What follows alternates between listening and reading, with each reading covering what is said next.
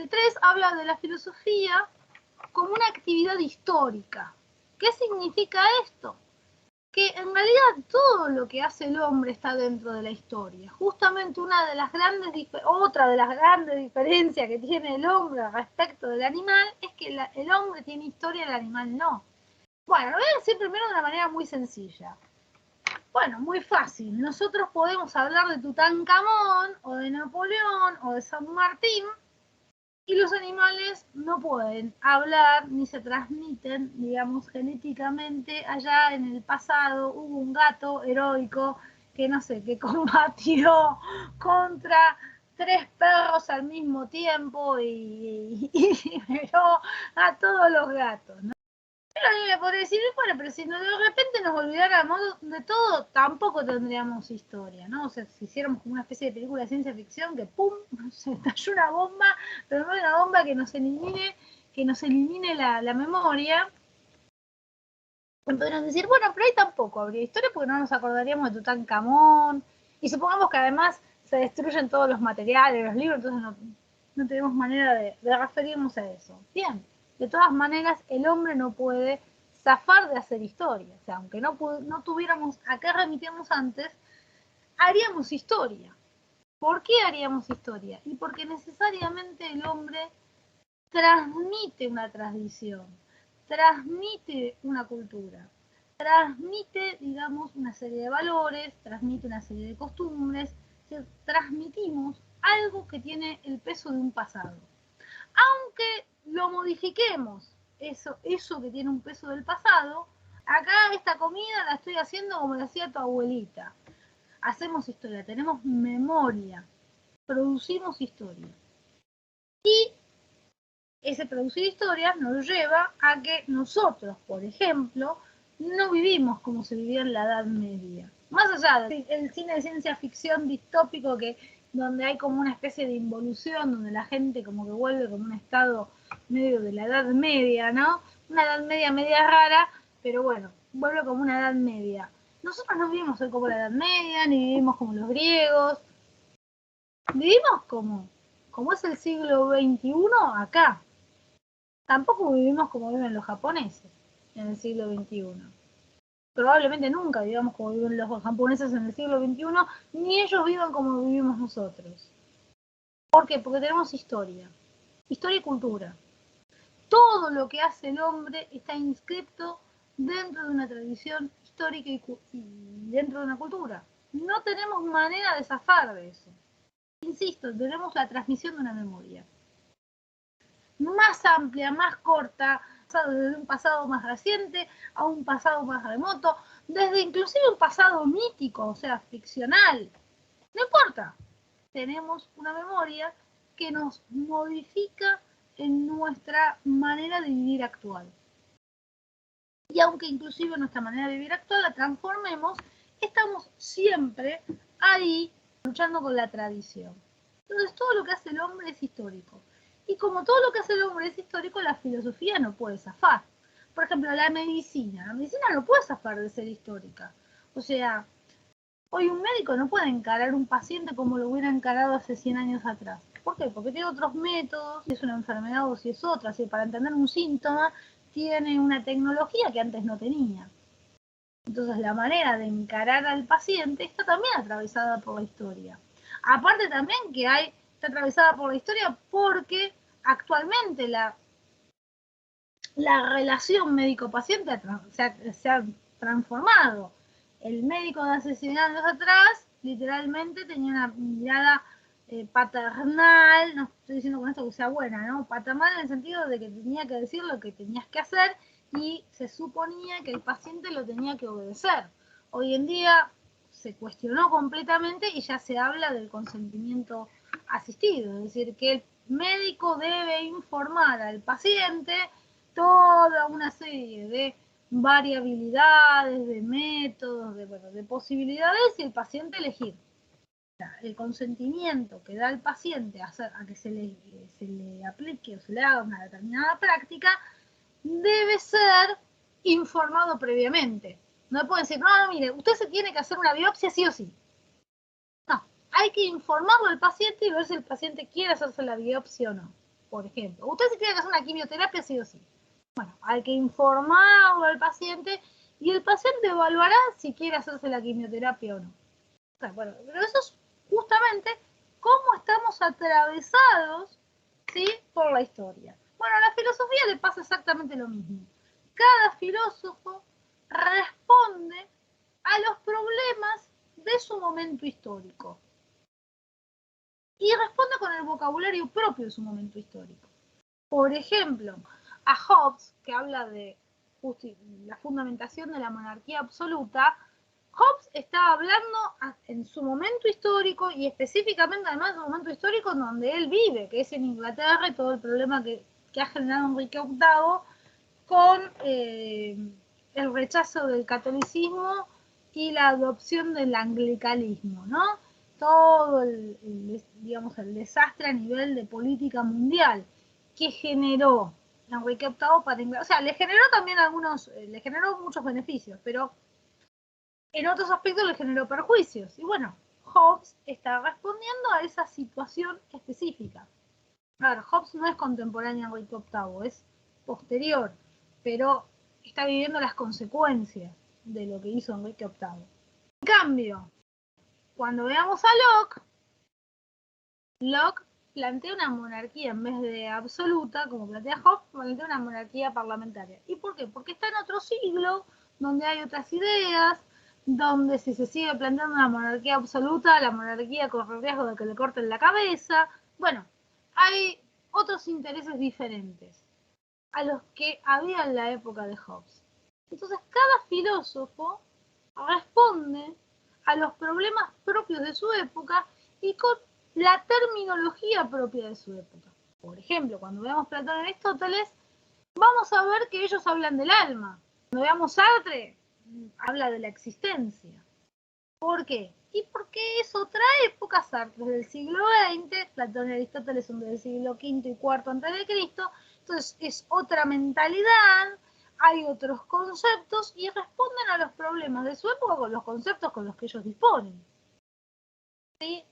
Sartre no dispone del concepto de alma, es un concepto de modé para la filosofía. Simplemente le señalo que hay conceptos que no se mantienen toda la historia de la filosofía, sino que pierden vigencia, porque la filosofía es histórica. Entonces el texto le señala que lo propio de la filosofía es ocuparse de problemas globales, ¿sí?, de problemas generales, de problemas que nos afectan a todos. Y que como lo propio de la filosofía es ocuparse de problemas globales, nunca la filosofía puede dar respuestas individuales o particulares. Siempre tiene que dar respuestas universales. Como se ocupa de problemas universales o generales, tiene que dar respuestas también que sean universales o generales. Estamos hablando del problema de la inmigración. Y el filósofo no puede decir, bueno, la solución es que cerremos la frontera. ¿Qué pasa con eso? Eso no es una solución. ¿Por qué no es una solución? Porque en todo caso llegaría a ser una solución particular. Como que hace Estados Unidos, que no sé, al final qué hizo, que dejaron de hacer, ¿no? O sea, creo que lo que tienen ganas de hacer es una fosa con cocodrilos y los dejan. Me río porque la verdad que no se puede creer que sean primer mundo y tengan medidas tan cavernícolas, ¿no? Pero bueno, al margen. Ponen un paredón, poniendo minas escondidas en el desierto. Pero, ¿qué pasa? Aparte de que no es una solución ética, ¿no? No podría ser una solución universal, ¿por qué?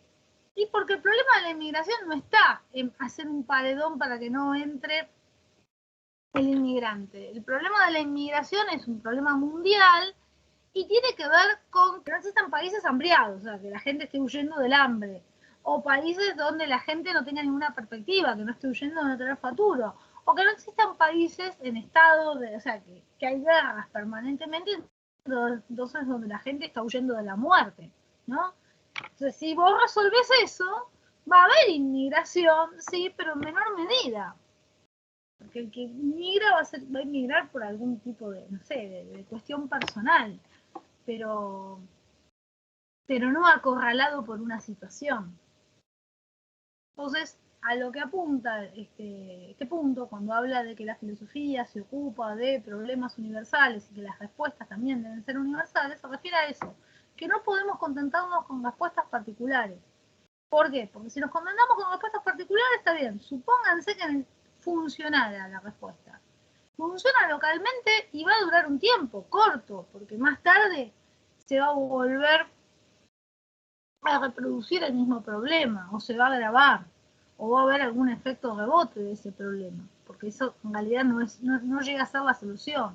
Entonces sí, supónganse, si Estados Unidos quiere frenar la inmigración de México, en vez de querer hacer un muro, debiera ayudar a México a que las condiciones económicas de determinados poblados, donde permanentemente hay personas que tratan de ir a Estados Unidos, prosperen, así la gente privilegia o prioriza su lugar. ¿Sí? Pero no solo las condiciones económicas, sino también las condiciones de derechos, determinadas condiciones vinculadas al estudio, etc.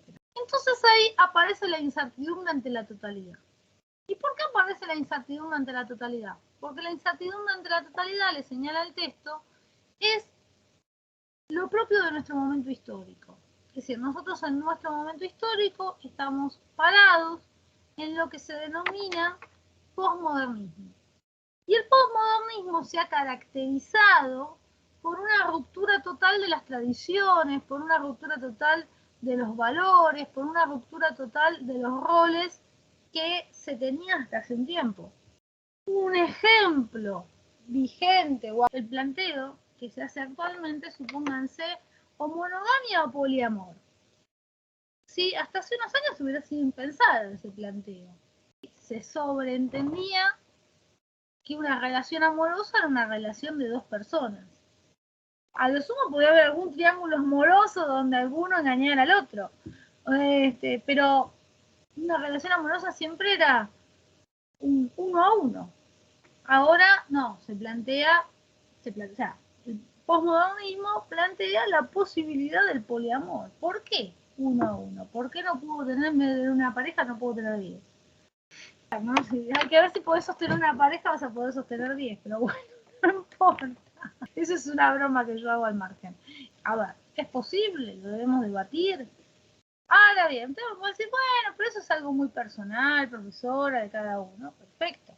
Pero el hecho es que si la tendencia aumenta, digamos, donde si la población, digamos, mayoritariamente se vuelve poliamorosa, en algún momento, más tarde o más temprano, va a haber que cambiar las leyes.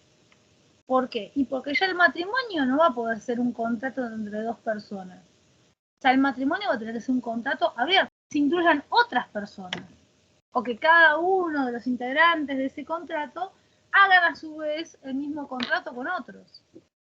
Ahora es simplemente un debate así de café, una elección personal. Pero si la elección prospera, más tarde o más temprano va a haber una modificación legislativa. O al menos se va a esperar o se va a pretender una modificación legislativa. ¿Y por qué? Porque las leyes solamente siguen siendo monogámicas. Entonces el posmodernismo se caracterizó por eso, ¿no? Por provocar un temblor, una sacudida a todos aquellos valores, estamentos de la sociedad, de estructuras que estaban rígidas, que eran incuestionables, y que de alguna manera el hombre se sentía seguro. No importa si después estaba aburrido, se sentía mal, se sentía oprimido por esa estructura, pero estaba seguro. O sea, si hay algo que caracteriza al mundo moderno y al mundo contemporáneo es la seguridad. En buena parte del siglo XX, una persona podía entrar a los 18 años a un trabajo y jubilarse de ese mismo trabajo, ascendiendo inclusive. O sea, justamente muchas veces la gente esperaba ingresar en determinados trabajos de joven, supónganse el banco. ¿Por qué? Y porque podías empezar siendo cadete y terminar siendo gerente. Y era literal, no es que es un mito. No, esa era una concepción del trabajo. ¿Qué es lo que estaba detrás? La idea de progreso. O sea, hay una certidumbre, hay una seguridad. Después si te gusta o no te gusta el trabajo es otro tema. Pero vos tenés una certidumbre, tenés una seguridad, y en esa seguridad podés construir la idea de un progreso. O sea, tenés la idea de que ahora empiezo siendo un peón y termino siendo, estoy haciendo un ejemplo del ajedrez, y termino siendo la reina, ¿no? La pieza más importante del ajedrez, ¿no? Si sé llegar hasta la meta, si sé llegar hasta el fin, o sé pasar por las etapas, iré ascendiendo, iré escalando, iré siendo, o sea, iré progresando, económicamente y también mi propia imagen, ¿no? Esa es un poco la idea de la modernidad. Cuando viene el posmodernismo arranca en los años 90, se pone en realidad como hito histórico del posmodernismo, la caída del muro de Berlín en el año 89, justamente se destruyen esas seguridades y entonces tenías, lo digo de una manera así atroz, pero tenías, por ejemplo, en la década de los 90 acá en Argentina, no sé, ingenieros teniendo que salir a trabajar paseando perros o arquitectos conduciendo taxis.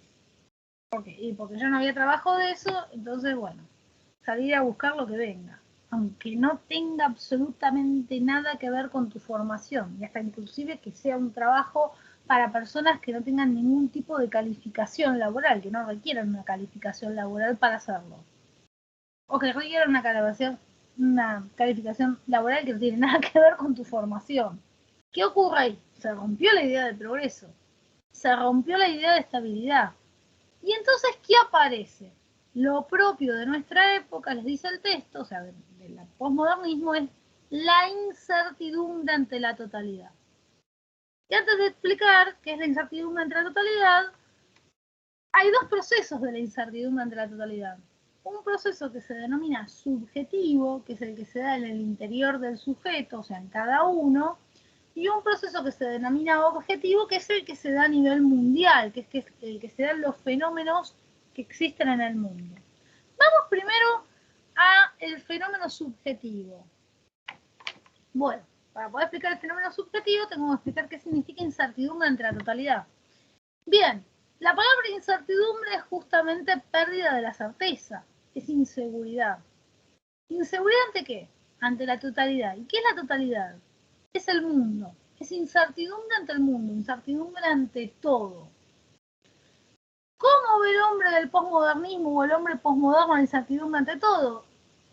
Desde las maneras más sencillas, no sé si estudiar o trabajar. Por ejemplo, un hombre de 40 años que era, o una mujer de 40 años, que en los años 90 era desempleada, o sea, que tenía un trabajo, que tenía una calificación laboral X, o sea, que tenía una formación laboral X, estudios académicos, ¿no? Quiero decir, aparte de experiencia, y que de repente lo despedían, se veía, supónganse, en la disyuntiva. ¿Qué hago? ¿Sigo estudiando a ver si con más adquisición de conocimientos y de títulos puedo mantener, acceder a un trabajo como el que ya tenía, o, no sé, me conformo haciendo perros o me pongo una verdulería? ¿Qué hago, no? O sea, eso que parece como que yo le estoy diciendo un disparate, les juro que en los 90 era así. Realmente, ¿qué hay ahí? La incertidumbre ante la totalidad. La generación mía estaría ante la disyuntiva, trabajo o estudio. Es más, si no tenías mucho ganas de estudiar algo, justamente lo que preponderaba, ¿para qué voy a estudiar si después voy a conseguir trabajo? Preponderaba esa idea, ¿por qué? Porque se había quebrado la idea del progreso. Hoy en día, ¿cómo podemos ver esa incertidumbre ante la totalidad? Y, por ejemplo, también en este debate nuevo de monogamia poliamor. A ver, si yo venía trayendo una idea, no importa, más allá de todo lo desestructurado que se ha hecho, digamos, la idea de amor, de que ya no es necesario, digamos, esperar a casarse para convivir. Hoy en día estás ante una nueva disyuntiva. A ver, ¿tengo una sola pareja amorosa o tengo más de una? Puede que yo tenga la respuesta para mí, pero puede ser que si tengo una pareja lo toque a tener otra respuesta distinta. Inclusive puede ser un elemento de conflicto en parejas ya existentes, ¿sí? Porque puede que uno quiera, digamos, abrirse al poliamor y el otro no. Y era un conflicto que previo a este tipo de planteos, aunque ya había algunos antecedentes, no con esos términos, pero ya había unos antecedentes, no importa, pero previo a que se planteó de esta forma no aparecía. Entonces, ¿qué aparece? La incertidumbre ante la totalidad. ¿Qué tengo que hacer? ¿Tengo que ser poligámico? ¿Ahora son todos poligámicos? ¿O tengo que seguir siendo monogámico? O mejor, me olvido de tener pareja. ¿qué hago? O sea, no les voy a decir la respuesta que voy a hacer, porque bueno, eso es una respuesta individual. Pero a lo que voy es que en eso se traduce la incertidumbre ante la totalidad. Es una desorientación en el mundo, es decir, ¿hacia dónde me inclino? En cambio, hace 50 años atrás, o hace 40 años atrás, la gente, no importa si después estaba disconforme, la tenía clara, o sea, ¿qué ocurría? Y bueno, vos llegabas a determinada edad, tenías que tener novia, novio, casarte, tener hijos, después si te llevabas bien, mal, te lo bancabas, no te lo bancabas, no te bancaban, no te bancaban, era otro tema. Pero vos estabas seguro de que ese era el carril de tu vida. Después se engañaban, o sea, vamos a decir con vocabulario criollo, se metían los cuernos, ¿no?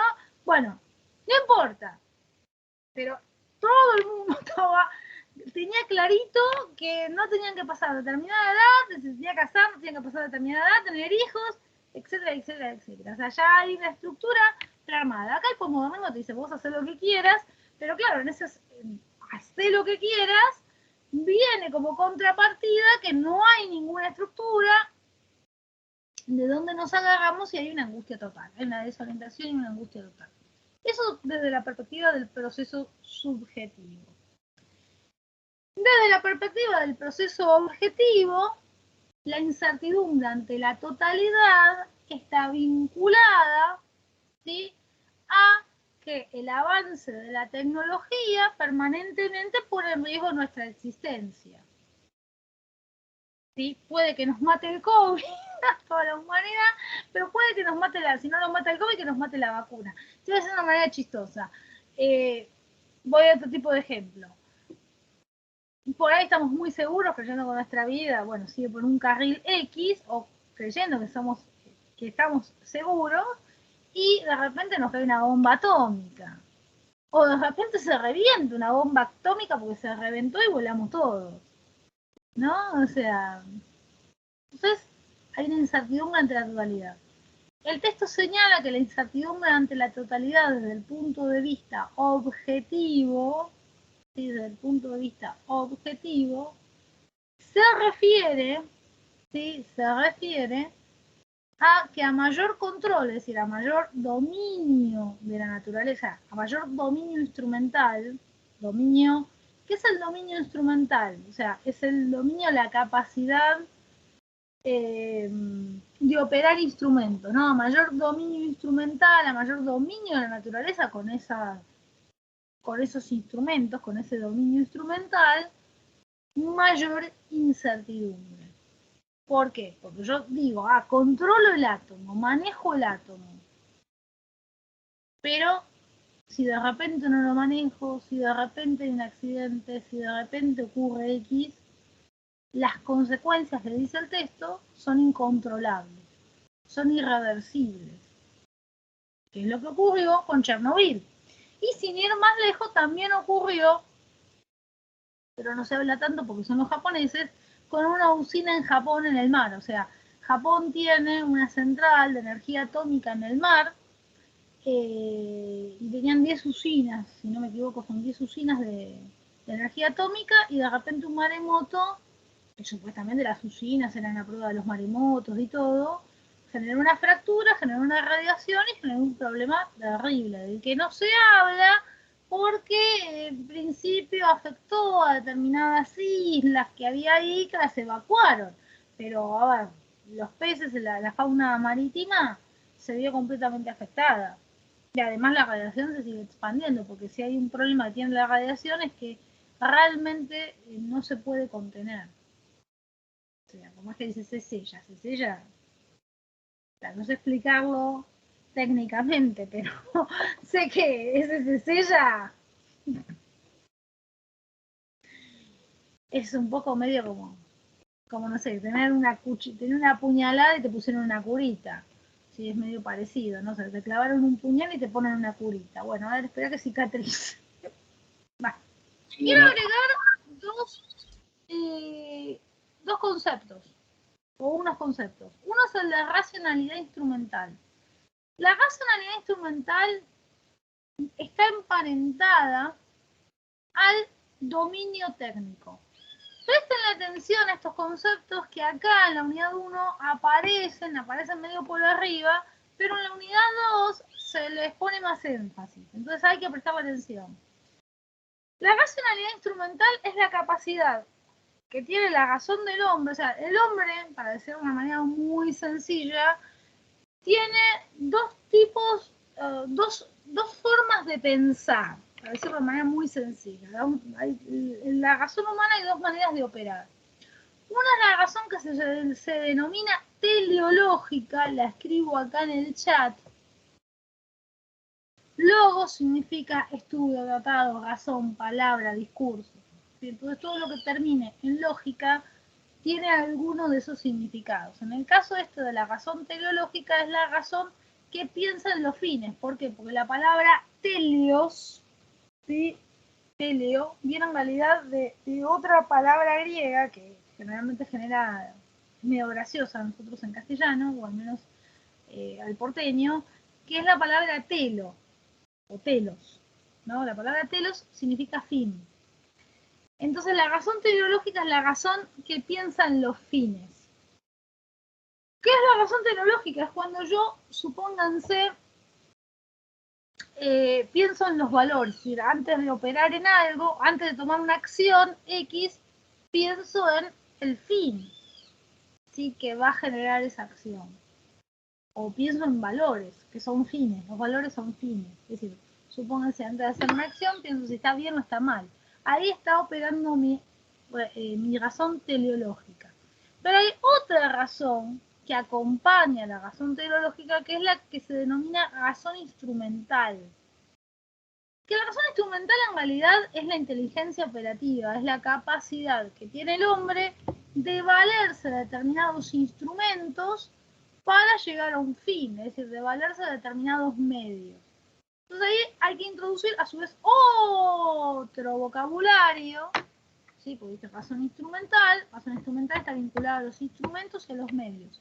¿Y qué son los medios? Los medios son objetos o procedimientos que nos permiten alcanzar un fin.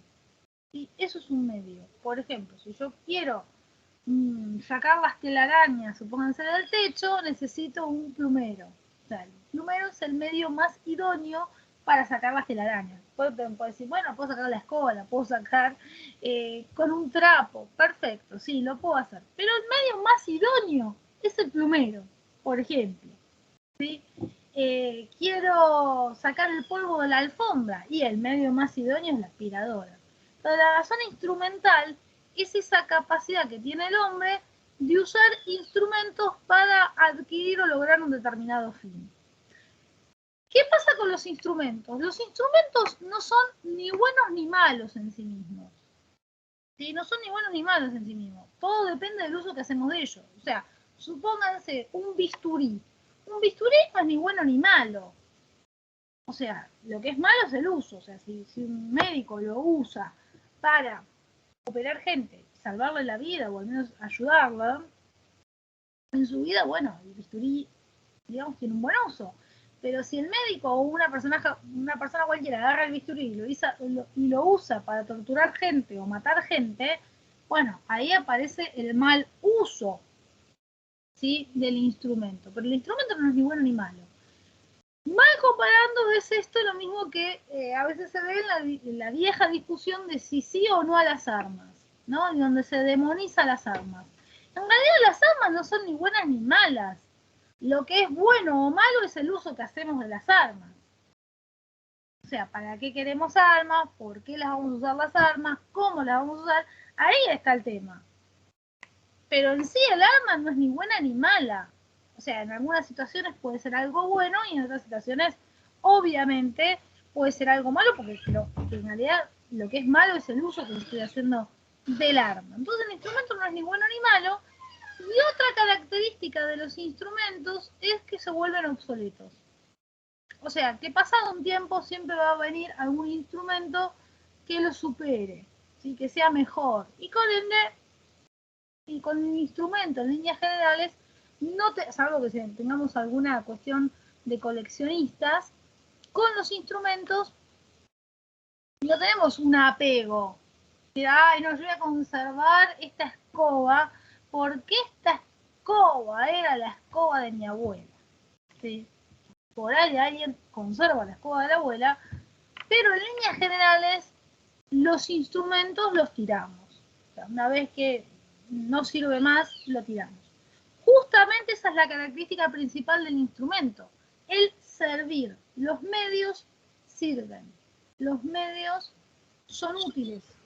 Cuando preguntamos algo para qué sirve, a ese objeto lo estamos reduciendo, ¿sí?, al rol de medio. A veces puede ser que lo reduzcamos al rol de medio porque sea un medio, y a veces sea que no, que algo que es un fin lo estemos tratando como un medio. Ojo que lo ven en el apartado 9 de para qué sirve la filosofía. Entonces la razón instrumental es esa capacidad que tiene el hombre de usar determinados instrumentos para lograr determinados fines. Mientras la razón instrumental sea un complemento de la razón teleológica, no pasa nada. El problema está que en nuestra sociedad actual, o cada vez más, se ve cómo la razón instrumental prepondera sobre la razón teleológica, es decir, sobre la razón que piensan los fines. Cada vez más prepondera. Entonces, ¿qué ocurre? Todo se achata a una razón instrumental.